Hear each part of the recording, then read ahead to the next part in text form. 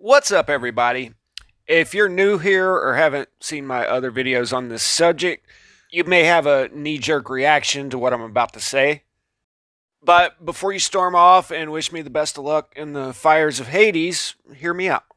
If you've read the Old Testament, then you know Yahweh is ruthless, malicious, and a vengeful, wrathful God.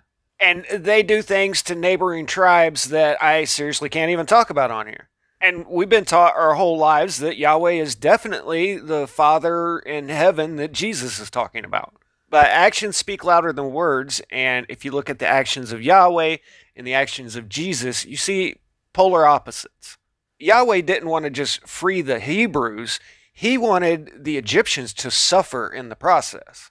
I mean, if this is the all-powerful God of the cosmos, he could have very easily said, hey, I'm going to make it start raining over in the desert over here, and you guys can go over and have a nice, lush paradise all to yourselves.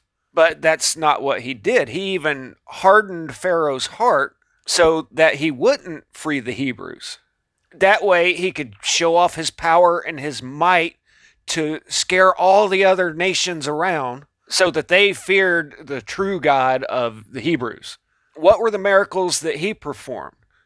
3 days of darkness, turning the rivers into blood and making everything just putrid around there, insects, frogs, boils, and then finally the elimination of every firstborn son. The Egyptians were giving them all of their nice jewelry and clothing and everything, saying, just leave, please. And then he gave them the neighboring lands that were already inhabited. All they had to do was cut down every life form that lived there. I mean, down to the livestock.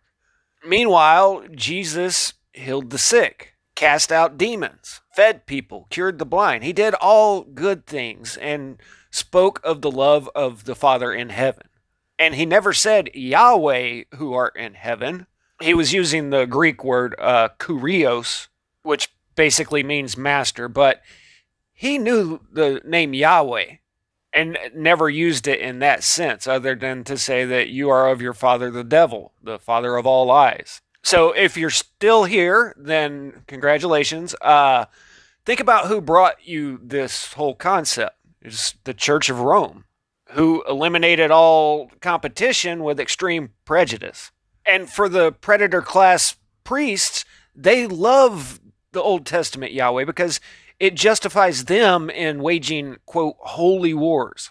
And they love to make people so fanatical that they'll do unspeakable things to people in the name of God. So if Jesus is the Father, one and the same in spirit, and the Father is Yahweh, and essentially what you're saying is Jesus issued some rather dark orders in the Old Testament. In this example where Yahweh rejects Saul as king, it's because he disobeyed orders and didn't eliminate everything and allowed some of the livestock to live. In another example, right at the beginning of the Bible, when Moses was leading everyone out of Egypt, Moses was angry with the officers. Well, why was he angry with them? Well, because they couldn't bring themselves to do it. And he says, what, you've allowed the women to live?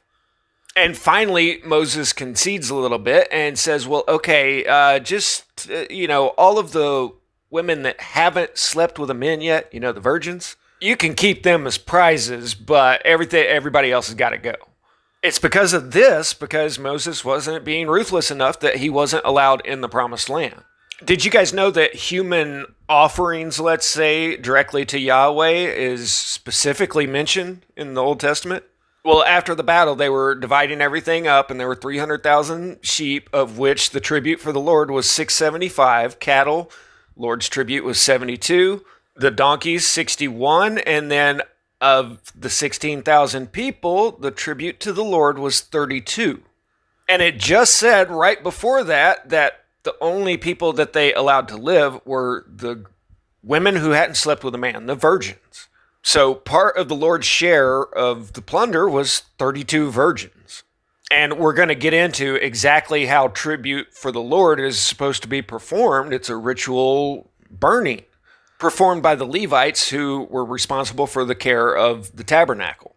And it says specifically right here, Moses selected one out of every 50 people. The only people that were alive were the virgins.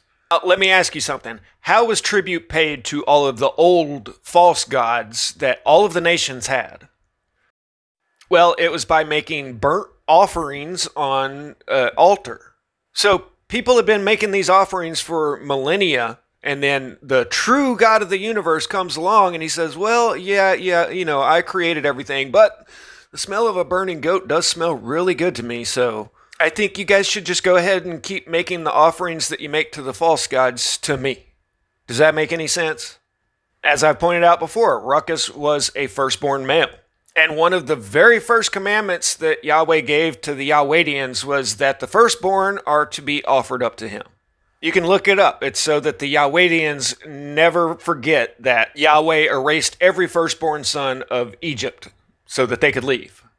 I maintain that any being that says that this cute little puppy or any cute little newborn should be thrown on a fire has nothing to do whatsoever with Jesus. But apologists have come up with all kinds of reasons to justify why the big change of heart. And I think it's pretty simple. It's because Yahweh was not Jesus, was not the Father, has nothing to do with the Father. But still, Christians will tell you that, it was just different back in those days. Well, if the Bible never contradicts itself, it says that Jesus was the same yesterday and today and forever. If that statement is true, then it never was Jesus in the first place that told people smoldering animals is a soothing aroma to placate the wrath of Jesus. I mean, seriously, just read the Old Testament and replace the name God with Jesus and see if it makes sense. It doesn't. You guys can see my other videos on this subject, but I think what's actually better is go to my playlist. I've got a whole playlist of other people that are way more biblically scholared than I am. Like the Good God channel here, he goes in depth about this, and many other people do too, but I realized all this years ago and am happy to see other people have, and I mean, these are Christians that have said, oh, wait a minute, there's something wrong here. Houston, we got a problem.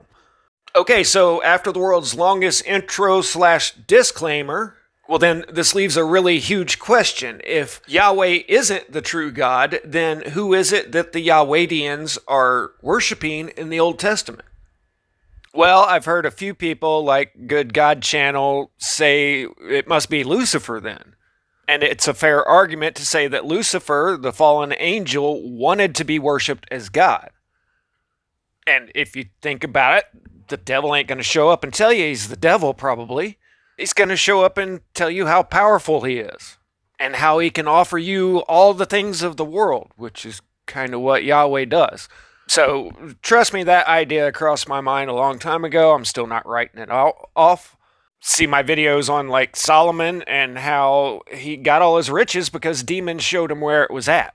And there's multiple accounts from different time frames saying that inside Solomon's temple was a donkey-headed god, which just happens to line up with the Egyptians' dark god Set.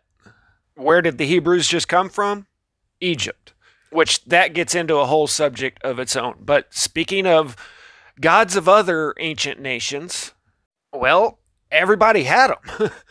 Now, on one side of things, if you research into this, it's undeniable that ancient cultures used to call the stars and the heavenly bodies gods.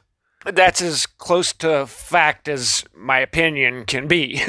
But on the other side of things, they talk about these ancient powerful beings that lived among them.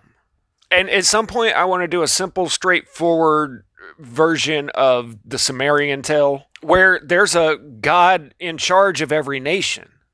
So when you compare those with the descriptions of the fallen angels, it sounds like there used to be beings here that were superior to us in intellect, technology, and size, going by some of their carvings here.